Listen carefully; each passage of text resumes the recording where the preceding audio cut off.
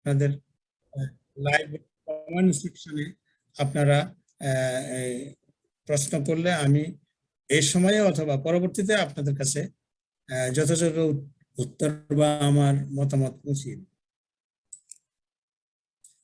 তো এই প্রশ্নের উত্তর যে স্ট্রোক কি সেটা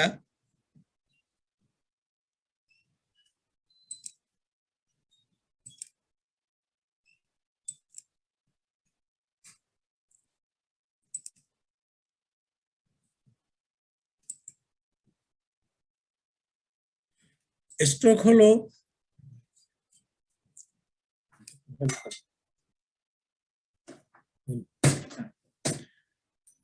আমি স্লাইড শো আসতেছে না, আর আমার এটাকে উপরে নিয়ে যান।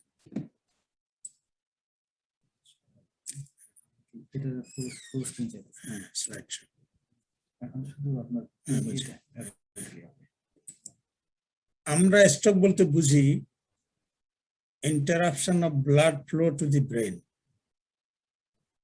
অর্থাৎ রক্ত প্রবাহ যখন ব্রেনে পৌঁছতে পারে না সেটা বাধাগ্রস্ত হওয়া, এবং এই রক্ত প্রবাহ বাধাগ্রস্ত হলে ব্রেন টিস্যু ড্যামেজ হবে। এই যে একটা ছবি দিয়েছি, এটা একটা ইলাস্ট্রেশন অফ দি ব্রেন। আপনারা এখানে দেখছেন যে ব্লুইশ যে ছবিটা আছে সেটা ব্রেন টিস্যু, এবং সেখানে যে রক্ত প্রবাহ সাদা সাদা আপনারা রক্তনালী দেখতে পাচ্ছেন।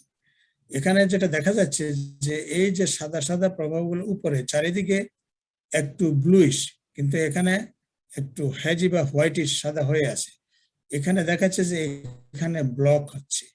এই ব্লকটা অর্থাৎ যদি ব্লাড প্রবাহ রক্ত প্রবাহ ব্রেনে যাওয়া বাধাগ্রস্ত হয়, তাহলে আমরা যে ব্রেনের জন্য যে ব্রেনের সজীবতার জন্য যে অক্সিজেন এবং নিউট্রিশন লাগে সেটা সেখানে পৌঁছে না।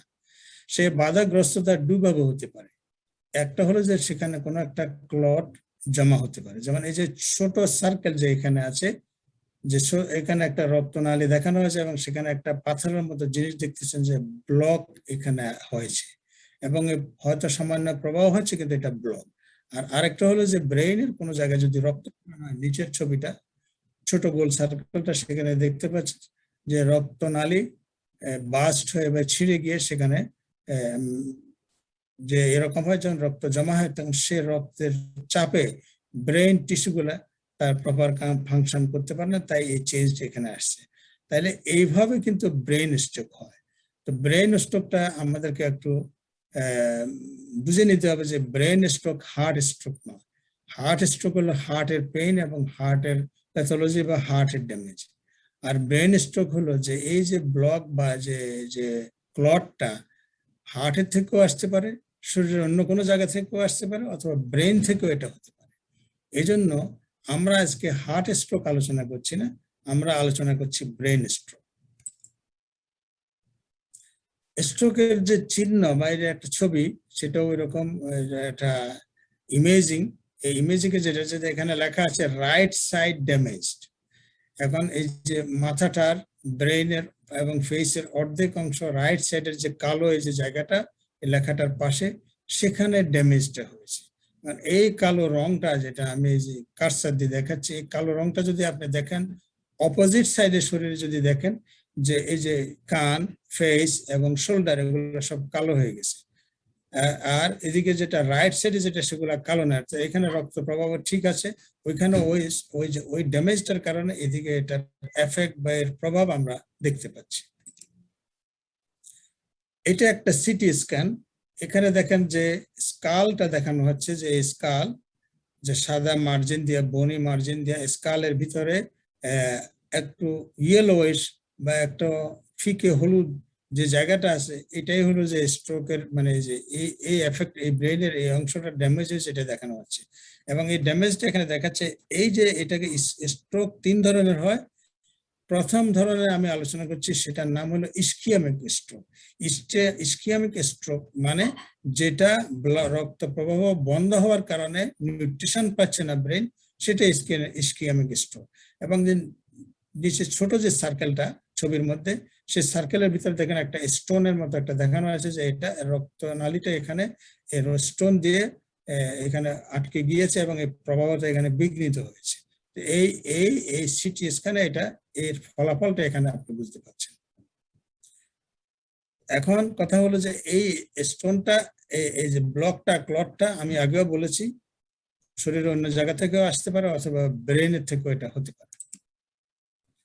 এই ইসকিয়ামিক স্ট্রোকের বা এই যে ক্লটের দ্বারা ক্লট আটকে যে স্ট্রোক হয় সেটার একটা স্কেচে যেটা দেখাচ্ছে যে এই যে ব্রেন টিস্যু দেখছেন আপনারা, সেই ব্রেন টিস্যু দেখা যাচ্ছে যে আমার স্কার্সার বা বাম পাশে অনেকগুলা গাছের শাখা প্রথাকার মতো এগুলো রক্তনালী, এটা ক্লিয়ার আছে, কিন্তু অপোজিট পাশে যে উল্টা পাশে এগুলা সাদা হয়ে আছে, অর্থাৎ এখানে রক্তনালীগুলা নাই। আর এটা হয়েছে যেখানে যে ক্লট হয়েছে বলেই ধমনীতে ক্লট হওয়ার কারণে এটা হয়েছে। Blockage in an artery in the brain caused by a blood clot, এটাই হলো ইসকিয়ামিক স্ট্রোক। আর একটা স্ট্রোক, সেটার নাম হলো টাইপ 2 নম্বর টাইপটা হলো হিমোরেজিক স্ট্রোক। হিমোরেজিক স্ট্রোকটা আগের ছবিটা আপনি দেখান, সেখানে ছিল যে ছোট সার্কেলে আমি দেখেছি, আর ওখানে ছিল একটা ক্লট, আর এখানে হলো যে রক্তনালীটা এটা ইরেগুলার শেপের মার্জিন দেখছেন এবং এটা বাস্ট করছে, বাস্ট করে রক্ত বেরিয়ে আসছে। রক্ত বেরিয়ে আসাতে ওইটার প্রভাব ব্রেইনে যায় পড়ছে, bleeding into the brain when a blood vessel burst. এটা হলো এই যে ধরনের স্ট্রোক, যে 100% যদি যারা যতগুলো স্ট্রোক আছে তার মধ্যে 20% স্ট্রোক হয় হেমোরেজিক বা এরকম ব্লিডিং দিয়ে। আমি আগের ছবিতে আরেকটু ফিরে যাচ্ছি। ইসকিয়ামিক স্ট্রোক হলো 80%, এটা আমরা আরো পরে আলোচনা করব।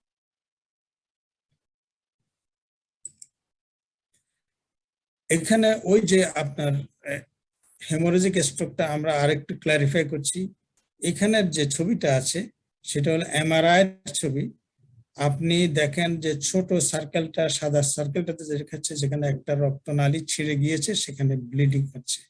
ব্রেইনের কোনো জায়গায় ছিঁড়ে গিয়ে ব্লিডিং হচ্ছে, তো ব্রেইনের কোনো জায়গায় মনে করেন এই জায়গাটা ব্লিডিং হয়ে এখানে বড় আকারে যখন রক্ত এখন ওপেন স্পেসে যখন রক্ত আর কোনো দিকে যেতে পারে না, সেই রক্তগুলা চাপ দিচ্ছে ব্রেইন টিস্যুকে, তখন অন্যান্য ধমনীগুলা কাজ করতে পারছে না, ইরেগুলার হয়ে গিয়েছে। তো a blood vessel in the brain breaks open and blood escapes into the brain under pressure. এটা আন্ডার প্রেসারে ওই হিমোরেজটা হয়েছে, তখন সেটা ব্রেন টিস্যুকে ড্যামেজ করছে, causing a damage and even death of the tissues of the brain.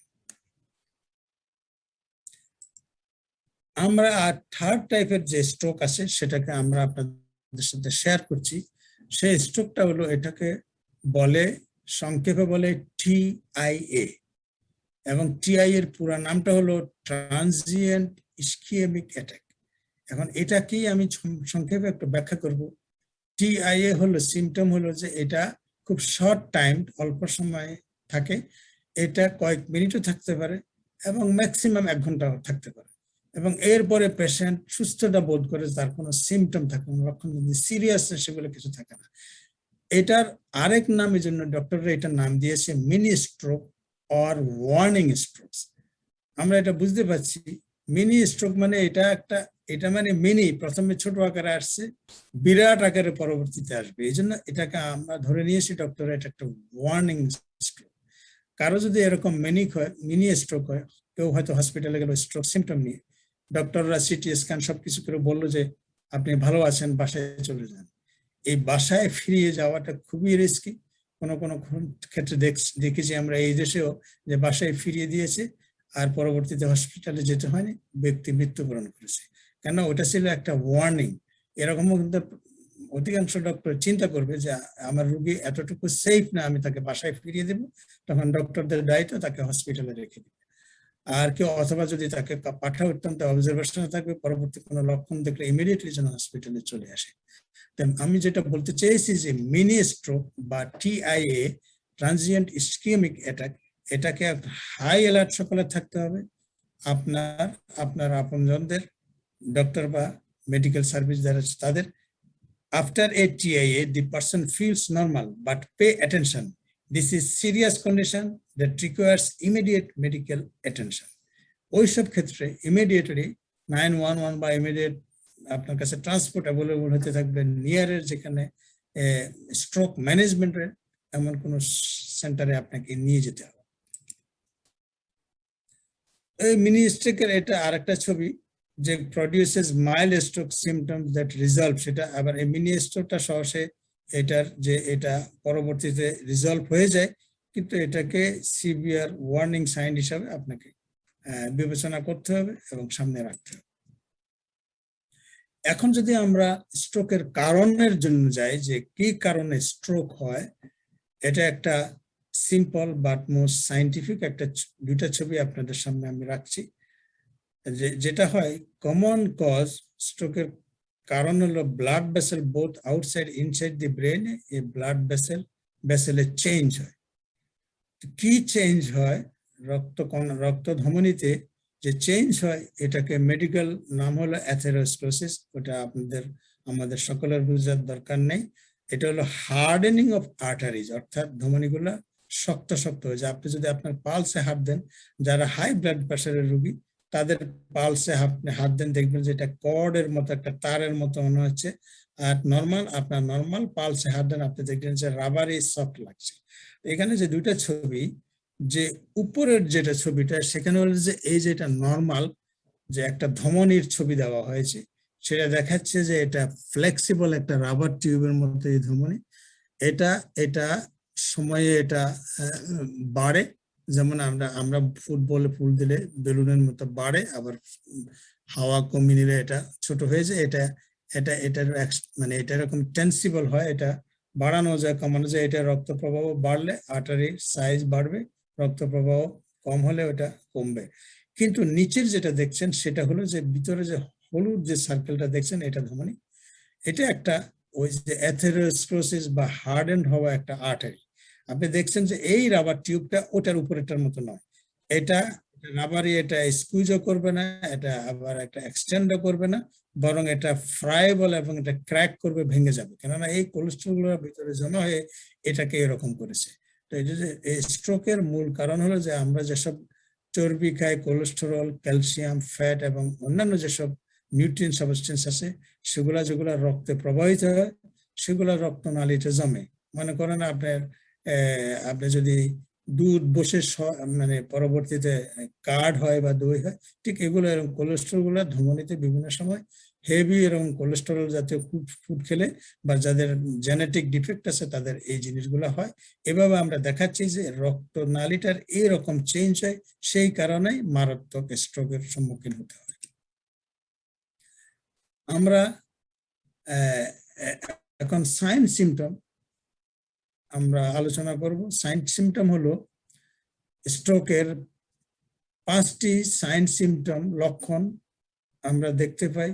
প্রথম হলো sudden weakness বা নামনেস, এমন দুর্বলতা, শরীর এমন দুর্বলতা, স্ট্রেংথ হয়ে থাকে, এবং নামনেস মানে অবশ, ঝিমঝিম ইত্যাদি এসে যায়। কোথায় কোথায় হয়? ফেস, মুখে, আর্ম, বাহুতে, এবং লেগে বা পায়ে। যদি এটা টেম্পোরারি হলো, এরকম সাডেন উইকনেস যেটা আপনি কোনো সময় অনুভব করেন নাই, এমন একটা কন্ডিশন আপনার আসবে। নাম্বার 1, 5টার যদি একটাও হয়, আমরা চিন্তা করবো যে এটা স্ট্রোক কিনা, আমাদেরকে ভাবতে হবে, স্পট করতে হবে। দ্বিতীয় হলো সাডেন ট্রাবল স্পিকিং, একজন লোক ভালো কথা বলে, আপনার সাথে কথা বলে বাথরুমে গেছে বা ঘুমের থেকে উঠছে, উনি ঘুমিয়েছিলেন, আপনার পরিজন, আপনি সজাগ ছিলেন, উনি ঘুম থেকে উঠে দেখছেন যে আপনি উনি অস্বাভাবিক কথা বলছে। Sudden difficulty speaking or understanding or sudden confusion, এবং উনি কনফিউজ করছেন কথাবার্তা। এটা টেম্পোরারি হলে এরকম দেখা যায়, একটু পরে হয়তো ঠিক হয়ে যাবে মিনি স্ট্রোক হলে, কিন্তু এরকম ট্রাবল ইন স্পিকিং, এরকম এটা একটা বড় সিমটম যে উনি কথা বলতে অনেক ট্রাবল আসবে। আমরা আরো পরবর্তীতে আলোচনা আসছি কি ধরনের কথা বলতে সমস্যা হবে। আরেকটা হলো সাডেন ভিশন প্রবলেম। ভিশন মানে দৃষ্টিশক্তি, আপনার সাডেন দেখা যাবে যে এই যে ব্লারি দেখছে বা ঝাপসা দেখছে, এমন ঝাপসা দেখছে যে আপনাকে নোটিস করছে যে আমি হঠাৎ ঝাপসা দেখছি কেন। এটা টেম্পোরারি হলো, এটা আসতে পারে সাডেন ভিজুয়াল প্রবলেম বা ব্লারিনেস। আরো দুইটা সিমটম, একটা হলো সাডেন হেডেক। এই মাথা ব্যথাটা অন্য মাথা ব্যথা নয়, এটাকে বলতে হবে সাডেন সিভিয়ার আনইউজুয়াল হেডেক, যেটা এমন কঠিন, এমন অস্বাভাবিক, আপনি জীবনে সেরকম আপনি এই হেডেকের এরকম মাথা ব্যথার সম্মুখীন হন, আপনি ইনটলারেবল এটা হচ্ছে সেরকম একটা হেডেক। আর আরেকটা হলো যে রোগী সাডেন ডিজি ফিল করবে। ডিজি মানে সে দাঁড়াতে পারছে না, পড়ে যাচ্ছে, সে কোনো বল বুদ্ধি পাচ্ছে না, এমন ডিজি যে সে আপনাকে মেনশন করছে বা আপনি নিজে দেখছেন সে এরকম ডিজি এরকম পড়ে যাচ্ছে, সে তার ব্যালেন্স রাখতে পারছে না। এখন একটা টেস্টের কথা আমরা বলবো, স্ট্রোক টেস্ট। স্ট্রোক টেস্ট যেটা আপনি ঘরে বসে আমাদের সকলের সমান ধারণা আমরা এই টেস্টটা করতে পারি এবং একই ধারণা আমরা সকলে নিতে পারি, যেটা আমাদের সকলের জন্য যে জীবন রক্ষাকারী বা লাইফ সেভিং হতে পারে। সেই টেস্টটাকে নাম দেওয়া হয়েছে ফাস্ট টেস্ট। এই ফাস্টে 4টা অক্ষর আছে, FAST। এগুলাকে বলছে যে এটাকে স্পটিফাই করার জন্য, স্পটিফাই সিমটমস অফ স্ট্রোক, অর্থাৎ আপনি স্ট্রোক চিহ্নিত করতে পারেন।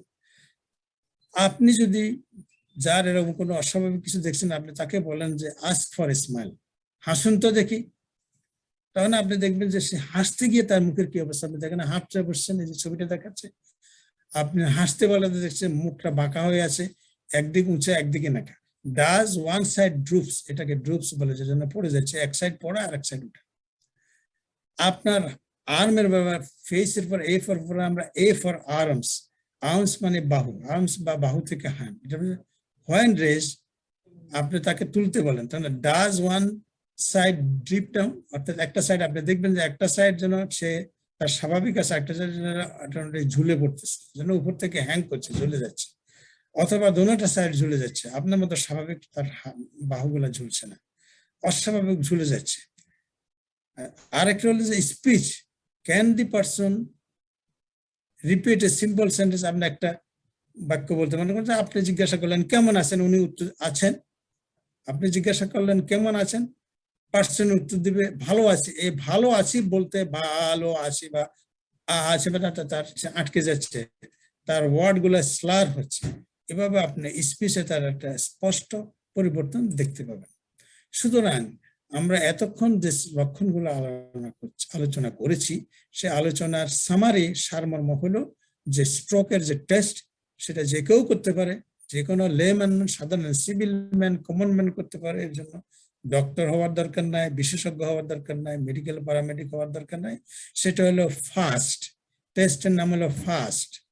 ফাস্ট হলো F for face, A for arms, S for speech, T for time. Face হলো ইজি ড্রুলিং, ড্রুপিং, সেটাকে পড়ে যাচ্ছে, ঝুলন্ত হচ্ছে বা মুখ বাঁকা হয়ে যাচ্ছে। এ ফর আর্ম, সেটাকে ড্রপ অফ হয়ে যাচ্ছে, সাইডে দিয়ে ঝুলে পড়ছে। এস ফর স্পিচ, স্পিচটাকে স্লার হচ্ছে, ভাঙা ভাঙা স্পিচ হচ্ছে। যদি এই তিনোটাই অথবা যে কোনো একটা আপনারা ক্লিয়ারলি বুঝেন যে এটা তো একটা তার অস্বাভাবিক অবস্থা, তাহলে এটা হলো আপনার বা যিনি যে ব্যক্তি সাফার করছেন তার নিজের জন্য this is the time to call 911 right away. আর কারোর সাথে পরামর্শ করার দরকার নাই, সরাসরি আপনাকে বা আপনার আপনজনদেরকে 911 কল করে nearest stroke management centre, emergency centre বা হসপিটালে আপনাকে নিয়ে যেতে হবে।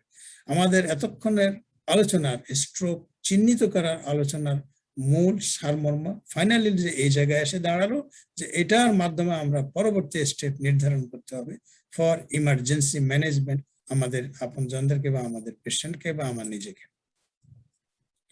এখানে যে একটা কথা আছে, আমার উপরে কিছু আইকনের জন্য আমি পুরোটা দেখাতে পারলাম না। এখানে stroke time equal brain damage.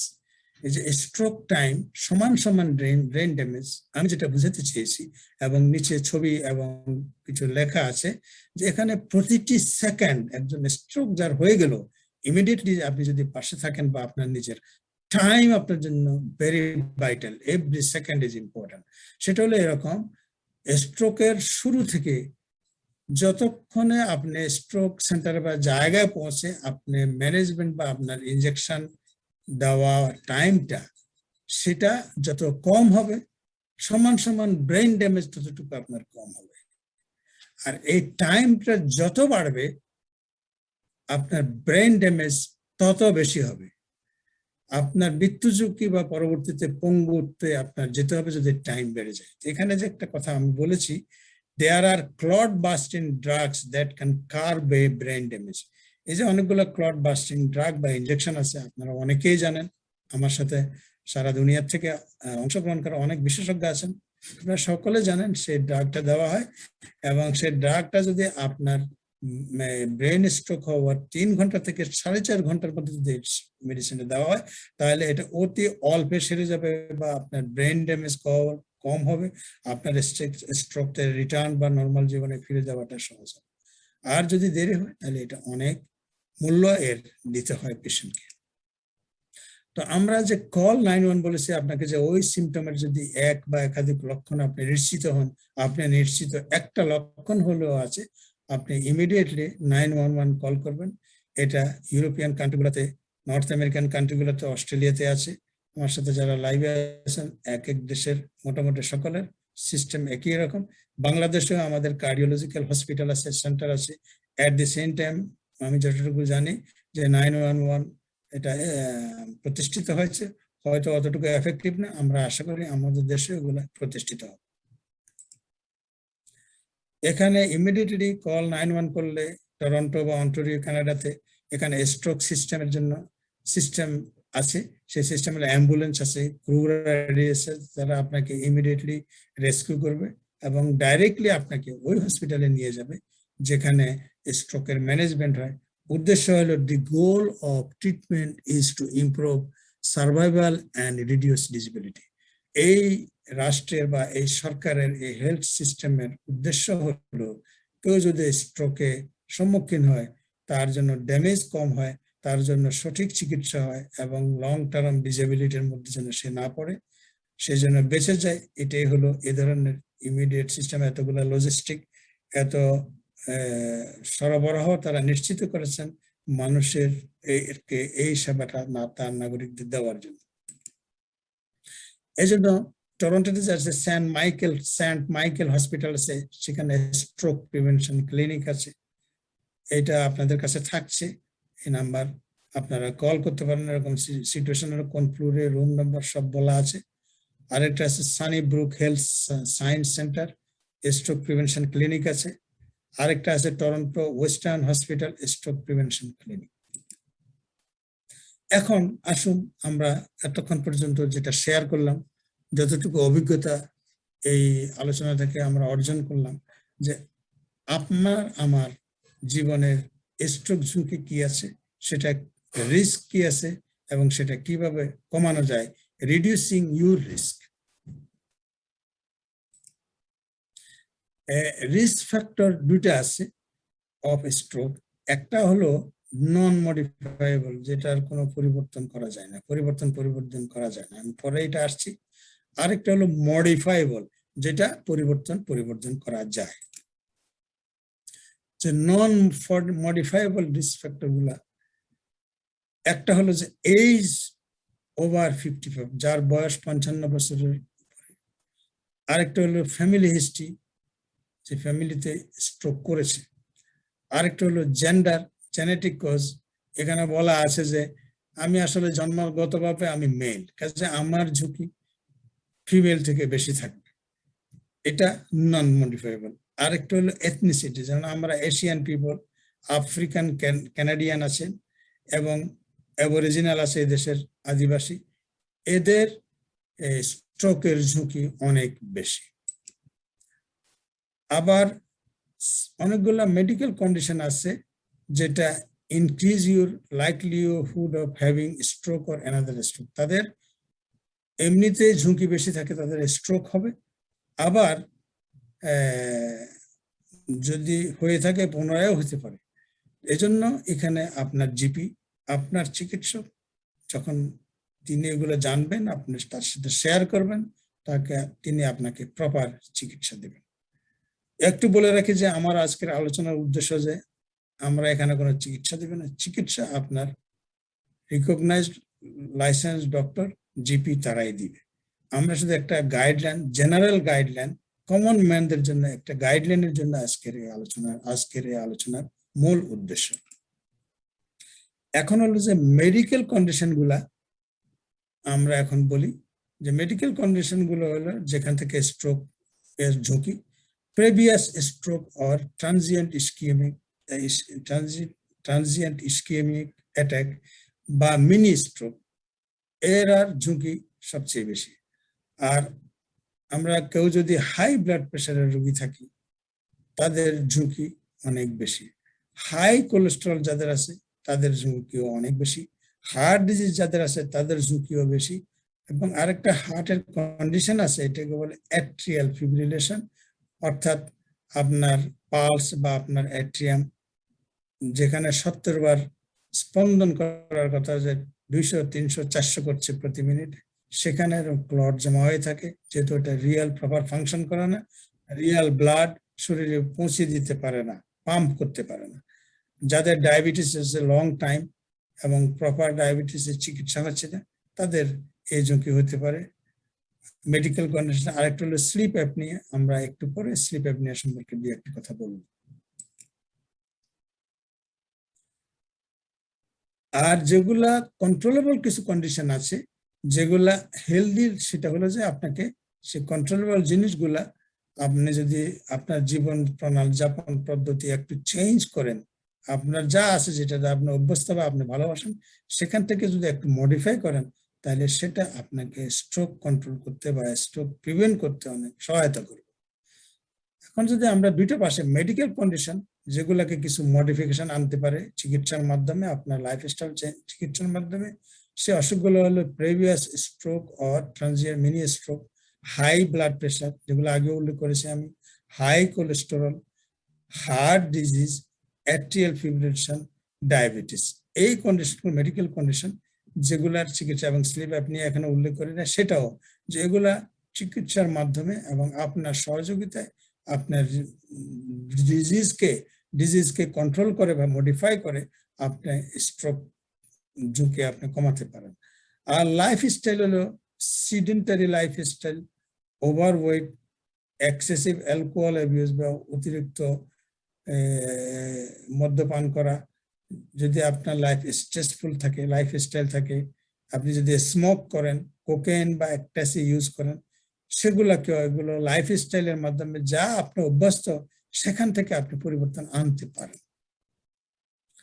এখন যেটা আমি আলোচনা করবো সিডেন্টারি লাইফস্টাইল, যে অলস জীবন, অবসাদ জীবন, ঘুমিয়ে থাকা, ব্যায়াম না করা, ডেইলি অ্যাক্টিভিটি না থাকা, সেরকম লাইফটাই হলো সকল অনেক অনষ্টের মূল। আর ওয়েটের ব্যাপারে যে কথাগুলো আমি বলবো, যে ওয়েটটা হলো যে আমাদের কতগুলা ক্রাইটেরিয়া আছে, আপনারা অনেকে জানেন। এটার জন্য একটা পরিমাপ আছে, সে মেজারমেন্টকে বলা হয়, ডাক্তাররা বলে বডি মাস ইন্ডেক্স, অর্থাৎ আপনার উচ্চতা কত, আপনার ওজন কত পাউন্ড বা কিলো, সেটা হিসেবে একটা চার্ট করা আছে। সে চার্টে বলা আছে 22 থেকে 29 হলো এভারেজ বা নর্মাল বিএমআই বা বডি মাস ইন্ডেক্স। সেরকম ওয়েট যদি আপনার থাকে আপনি সেফ। আর যদি ওজন এর বেশি হয় তাহলে আপনি ওভারওয়েট, আরো বেশি হলে আপনার একটা প্যানিক, যে আপনি যেটাকে আমরা মোটক বলি সেরকম অবস্থা, ফ্যাটি ম্যান। আর একটা হলো যে আন্ডার ওয়েট হয় যদি আপনি কম খান বা যেটা আপনার স্বাস্থ্যসম্মত খাবার না খান। এগুলা ম্যানেজেবল, যে লাইফস্টাইল আপনি চেঞ্জ করতে পারেন। আমরা সাধারণত অ্যালকোহল সেবন করি না, যদি করে থাকি বা যারা করে তাদেরকে এটাকে লিমিট করতে হবে, ছেড়ে দিতে পারলে অনেক ভালো। আরেকটা হলো স্ট্রেসফুল লাইফ স্টাইল। এখানে স্ট্রেসফুল লাইফ স্টাইলের অনেক কারণ, আমাদের এইগুলা আলাদা আলোচনা ডিমান্ড করে। আমি আশা করি ভবিষ্যতে ওভারওয়েট, স্ট্রেসফুল লাইফ স্টাইল এগুলোর উপরে আমরা আলোচনা রাখবো। এই জন্য আমি এখানে জাস্ট উল্লেখ করে গেলাম যে স্ট্রেসফুল লাইফ স্টাইল, সেটাকে আমাদের পরিবর্তন এটার মধ্যে আনতে হবে। ডিসিপ্লিন লাইফ, সেই ডিসিপ্লিন লাইফে আমরা যত যেতে পারবো হেলদি লাইফ আমাদের জীবন যাপন করতে হবে। স্মোকিং আমাদের ছাড়তে হবে, বন্ধ করতে হবে। বা এসব যে মানে ড্রাগ ইউজ, অ্যাবিউজ যারা করে, কোকেন, এক্সটেসি ইউজ, এগুলাকে পরিহার করে চলার উদ্যোগ নিতে হবে। এই ছবিটা, এখানে যে একটা ছবি আমি দিয়েছি স্ট্রোকের, যে একটা হলো যে এখানে দুইটা ছবি আছে, একটা হলো যে এখানে লেখা আছে নিচে দিয়ে বিফোর ট্রিটমেন্ট, আর আরেকটা ছবি লেখা আছে আফটার ট্রিটমেন্ট উইথ মেডিসিন, যেটা এটা একটা এমআরআই ছবি। তো এটা হলো যে এটা ইসকিয়েমিক স্ট্রোকটা এখানে দেখানো হয়েছে, যে প্রথমে বিফোর ট্রিটমেন্ট যেটা, সেটা ব্রেনে দেখা যাচ্ছে যে সব রক্ত ধমনীগুলো দেখা যাচ্ছে না। আমার কার্সারের এখানে আমি দেখাচ্ছি, আর ওপেন হলে চিকিৎসার পরে সেটা আরো যেসব ধমনী এখানে হয় না, চাপে ছিল, সেগুলো ক্রমান্বয়ে এখানে ঠিক হয়ে আসতেছে। ক্লট বাস্টিং ড্রাগ দেওয়ার পরে এই এই চেঞ্জটা হয়েছে। আর ইসকিয়ামিক স্ট্রোকের ক্ষেত্রে ক্লট বাস্টিং ড্রাগ সম্ভব, সেটা ম্যানেজ করা অসম্ভব। আর হেমোরোজিক স্ট্রোক অত্যন্ত ডিফিকাল্ট চিকিৎসার জন্য।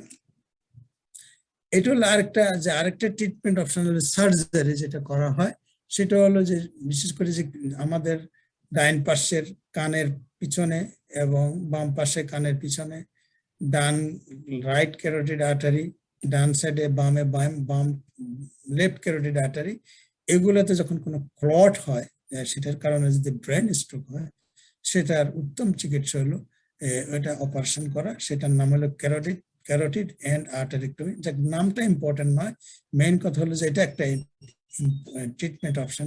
এই জন্য যত তাড়াতাড়ি আমাদের পেশেন্টকে বা আমরা নিজেরা হসপিটালে যেতে পারবো, তত আমাদের জন্য এই চিকিৎসা অপশন গুলা আমাদের সামনে এসে যাবে। আমরা স্ট্রোক প্রিভেনশনে আরেক যেটা করা হয়, বেলুন অ্যান্ড স্টেন্ট লাগানো হয়। আপনার সকলে অনেকে জানেন বেলুন যে একটা ক্যাথেটার পরানো হয়, সেই ক্যাথেটার দিয়ে এটা যে জায়গায় মানে স্ট্রোকটা আছে, যে ধমনীটা নষ্ট হয়েছে, সেখানে ক্যাথেটার করলে সেখানে করে একটা হলো যে বেলুন দিয়ে এটাকে ওয়াইডেন করে দেওয়া হয়, যে সেটার দ্বারা ওই জায়গায় কিং বা ন্যারো যে জায়গাটা আছে সেটা আপনার ঠিক হয়ে যায়। আর আরেকটা আছে যে একটা মেটাল টিউব সেখান দিয়ে দেওয়া, যেখানে যেটা ন্যারো আছে বা চিকন আছে, সে জায়গায় সবসময় রক্ত প্রবাহের সময় এরকম বিভিন্ন কিছু এসে জমা হবে, নিউট্রিয়েন্টস গুলা, সেগুলোর জন্য যাতে করে ভবিষ্যতে আর জমা না হয়, ফ্রি ফ্লো অফ ব্লাড যেন থাকে, এই জন্য এই স্টেন্ট, এই যে ছবিতে ছাতির মতো এটা করিয়ে দেওয়া হয়। এটা হলো বেলুন অ্যান্ড স্টেন্ট ট্রিটমেন্ট দেওয়া হয়। আমি প্রায় শেষ পর্যায়ে এসে গেছি। আমি অ্যাডমিনকে অনুরোধ করছি আমি এই কয়েক মিনিটের মধ্যে আমার মূল বক্তব্য শেষ করতে পারবো। স্ট্রোকের একটা লং টার্ম যে ড্যামেজ গুলো হয়, ক্ষতি হয়, আমরা যেটা দেখি, কেউ যদি বেঁচে যান, রেস্কিউড হন তার জীবনের জন্য, তার যে লং টার্ম যে প্রবলেম গুলো হয়, সেই প্রবলেম গুলোর যে লাল যে লেখাগুলো আছে, সেটাই আমি উল্লেখ করছি। যে ডিপেন্ডস অন যে কতটুকু সিভিয়ারিটি হলো, ড্যামেজ কতটুকু হলো, কত তাড়াতাড়ি ট্রিটমেন্ট হলো, কতটা তাড়াতাড়ি ব্রেইনের প্রবলেম গুলোকে স্টেবিলাইজ করা হলো, সেটার উপরে নির্ভর করে আমি যে বলছি স্ট্রোক সমান টাইম, সেই ফর্মুলা অনুযায়ী এগুলাকে চিহ্নিত হয় যে কত ড্যামেজ হলো। ড্যামেজের লক্ষণগুলো হলো numbness or weakness in the arms or leg, যে উইক হবে আর্মস, হাত পা। আর হলো ডিফিকাল্ট ওয়াকিং, হাঁটতে পারবে না, হাঁটার সমস্যা হবে। আরেকটা হলো যে ভিশন প্রবলেম বা চোখের দৃষ্টিশক্তির দৃষ্টির সমস্যা, ব্লারিনেস। আরেকটা হলো যে ঢোক গিলতে না পারা, খেতে না পারা, trouble swallowing, and problem with speech বা কমিউনিকেট করতে না পারা, কম্প্রিহেন্ড করতে না পারা, কথাবার্তায় স্লারি হওয়া। এগুলো হলো যে লং টার্ম ড্যামেজের প্রবলেম। আপনারা ছবিতেই দেখছেন যে চোখের দৃষ্টির শক্তির অসুবিধার কারণে একজনের প্রবলেম হচ্ছে, বা তারা যে এটা হলো যে একটা রিহ্যাবিলিটেশনে তারা যেটা হলো তারা হাঁটাহাঁটা করছে। ভবিষ্যতে লং টার্ম প্রবলেম হলে এই স্টেপগুলো আমাদের যেতে হবে। তা আমি দুই একটা জিনিস, যে স্ট্রোকের একটা হলো স্ট্রোক রিহ্যাবিলিটেশন। এখানে ছবিটা যে স্ট্রোক রিহ্যাবিলিটেশন, স্পিচ থেরাপি, এই যে আমাদের হেলথ যারা কভারেজ দেন তারা করছে, এবং স্পিচ থেরাপি দিতে গিয়ে, অর্থাৎ যে কথাগুলো ওনার হারিয়ে গেছে বা স্লারি হয়েছে, সেগুলোকে ট্রেনিং এর মাধ্যমে পুনরায় যেন সেই কথাগুলো ফিরে আসে। আর এখানে আমাদের মনে রাখতে হবে যে রিহ্যাবিলিটেশন হলো centre piece of stroke recovery process. এটার জন্য একটা টিম, হসপিটাল, পিপল এট দি হোম এবং এট দি হেলথ কেয়ার সিস্টেম, এগুলো থাকতে হবে। গভর্নমেন্টের বাজেট থাকতে হবে। অনেকগুলো ইস্যু আছে। রিহ্যাবিলিটেশন আমাদের দেশে হয়তো এরকম এস্টাবলিশ নয়, কিন্তু ইউরোপিয়ান দেশ, কানাডা, আমেরিকায়, অস্ট্রেলিয়া, এসবগুলো আছে। তো এখানে রিহ্যাবিলিটেশন হবে স্ট্রোকের মেইন সেন্ট্রাল ফোকাস, যে স্ট্রোক থেকে রিকভারিতে ব্যক্তিকে হেল্প করবে। ঠিক কি হেল্প করবে? গোলটা হলো to help restore as much independence as possible.